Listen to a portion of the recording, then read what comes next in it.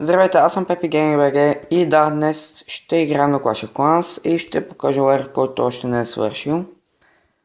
Да, 42 на 39 сме.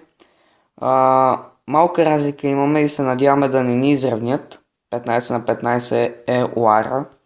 Понеже вече сме доста хора и доста искат да участват в лайервете.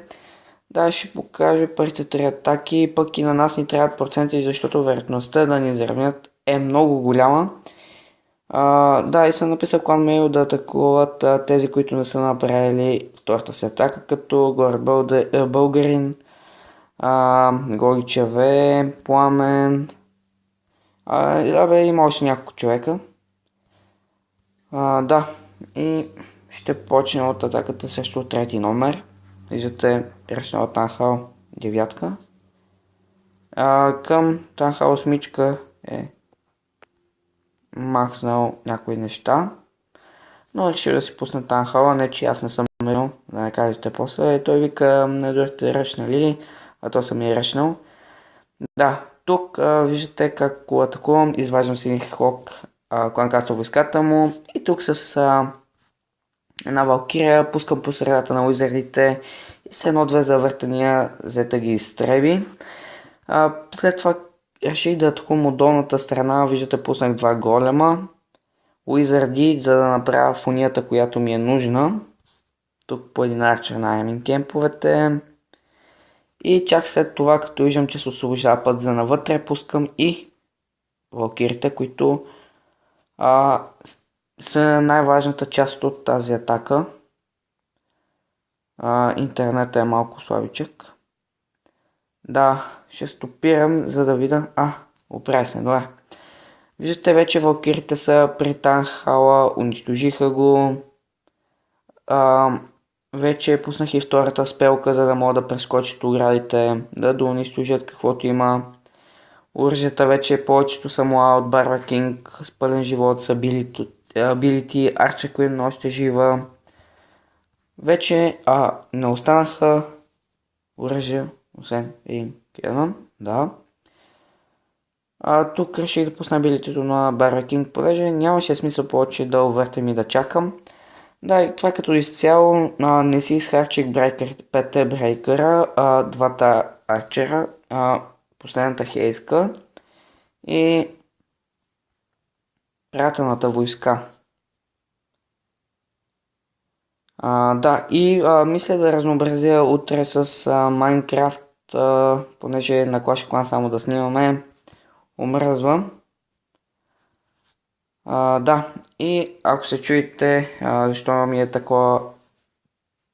така картината на Мобизена, това е защото я смених. Виждате, че е на стадион в Майнкрафт. Този стадион мисля да ви го покажа в някой друг клип. Ние с Исти Геймър го направихме. Строихме го около 2 дни. Не отделяхме цял ден. Да, и нека да не се разсеваме, виждате Атанас, атаката срещу номер 2, доста силен, не му се получи точно както и желаеше, но 2 звезди пак са нещо. Тук виждате пуска 2-3 гиганта, които целта му е да извадят войската от клан Кастела му, което и прави. Тук ги поизкарва и пуска арчерки, за да убие валкирите. И една негова валкирия. Да. Виждате, почти е убил войската му. Да, и след като го прави, го атакува. Само секунда, мисля, че беше от горната страна. Пуска по един голем от двете страни. Тук брейкърите, едните решиха да се качат нагоре, други не успяха да разбият оградата. Маза остана. Да, и тук виждате къде е принудената нас да пусне валкирите, за да могат те да влезат навътре. Успява пак да го разбием, да. Тук много малка част от валкирите влизат, мисля, че беше подходящо ред спелка да пусне. Но много пак пусна да, ама малко по-късно. Виждате вече атаката е 2 звезди и войската му е много малка. Да. Арчакуина умира.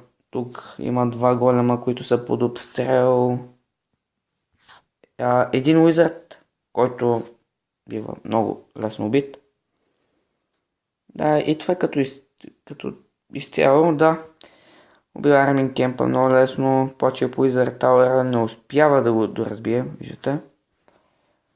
И остава му един арчер, но решава, че няма нужда да продължава с атаката, понеже никакъв, ама абсолютно никакъв шанс за 3 звезди. Да, и показвам атаката срещу номер 1. И за тези, които искат да влязат в клана ни, вече достъпа е на 1500 купи, понеже ни трябват още силни и редовни играчи. Тук малко се побъркаха нещата. Виждате, тук се опита да изкара Армин Кемпа му с брекър и като пусне гиганта да влезе навътре, но не станаха нещата. Доста гадно се получи тази атака. Пък и по едно време като че ли Атанас се беше объркал и почна да мисли план Б. Как да го атакува и много време отне, виждате тук паузата. Много време му отне да измисли как да го атакува. Виждате, има доста гадна база, но все пак реши да го атакне от лявата страна, горна лява. Оставил си една... не, всъщност мисля, че има брекър, но това са 2 валкири и много гиганти. Да. Пак успя една звезда да вземе. Все пак. Което пак не е кой знае колко лошо. Тук изкара кланкастър войската му. Извади я в един ъгъл. И докато я убие, мина доста време. Да, тук мисля ще увелича на втори кадър да не ви оттече как той убива дракона. Кланкастъра, да, и успява, след като го направи. Решил долу да атакува, което беше добър вариант, но не успя да стигне в центъра. Понеже виждате ексболите, инферното и много арчер тауърки има, Hidden Tesla има много и много бързо го спряха. Доста гадна база, мисля. Много гадна се получи атаката, но една звезда пак е добре. Доста успорен лар, тук ще забързам, понеже няма смисъл повече да гледаме. Гигантите останаха живи. Много бързо убити.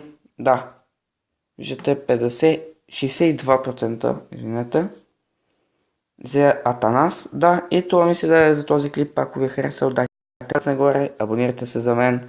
Пишете в коментарите какво ново мога да направя на Clash of Clans, като челенджи да играем с Хисти Геймър. Мисля да включа и нов ютубър, да снимаме и с него. Да, и на Minecraft ще бъде това. Може и на Clash of Clans. Да, и това ще е като за бъдеще. Сега ще гледам как мога да си пускам интро на клиповете, което много искам.